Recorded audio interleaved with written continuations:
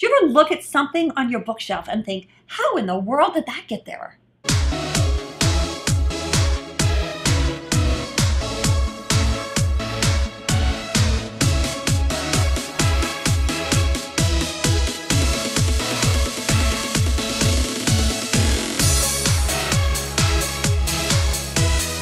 Hi, I'm Kim Castle and you're watching kimTV, the place to be to make your world simply beautiful.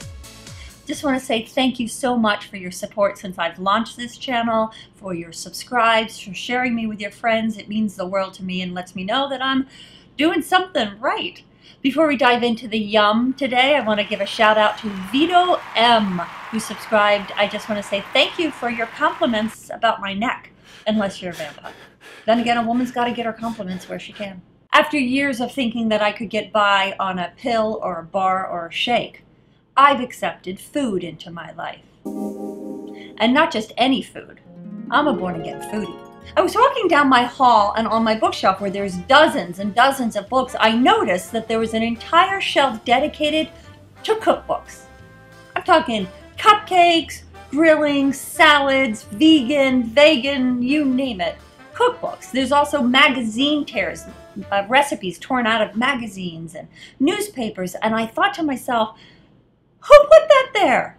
How did that get on my bookshelf? A few weeks later, I found myself at the movie theater and I'm watching the movie Julia and Julie. Meryl Streep plays Julia Childs in the 60s, where she goes to Paris to really fan the flames of her love of French cooking and butter.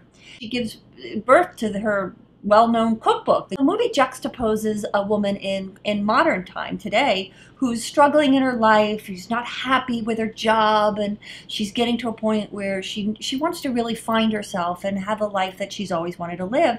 So she decides that she's going to cook every recipe out of Julia Child's cookbook. At the end of it, I'm sobbing. Couldn't stop it, just just pouring out of me from where I do not know. And I'm looking around, nobody is crying. Of course, it's a comedy. So why was I crying? It was me. I was the one to put the cookbooks on the shelf. I was the one that tore out lovingly the recipes from the magazine and the newspapers. It was me. I was the person who asked for a waffle iron for Christmas and never used it. And I realized that there was something inside of me that I didn't listen to. It was this love of food. For me, growing up, it wasn't a comfortable place, and things always seemed to be out of control. And I guess at an early age, I found my only form of control was food. In fact, I used to, as a little girl, walk around with a divider plate. Juice from one food couldn't touch another. And God I never really listened to the joy that I was calling inside of me. The universe speaks in a language only meant for you. Are you listening to it? If you don't listen, you miss it. So I found when I really opened it up after crying at a comedy, that food meant something to me, that it meant this enjoyment of life, this bounty. And ever since, I've been allowing it in and started cooking. After 25 years of being married, my husband is getting these amazing meals, and I love cooking healthy treats and meals, and I can't stop. I'm finding a place of joy that I didn't know existed, yet it was in me all the time. That's how I see it. What about you? Are you missing a call, a voice that's whispering to you in your life? What foods turn you on? Let me know in the comments below.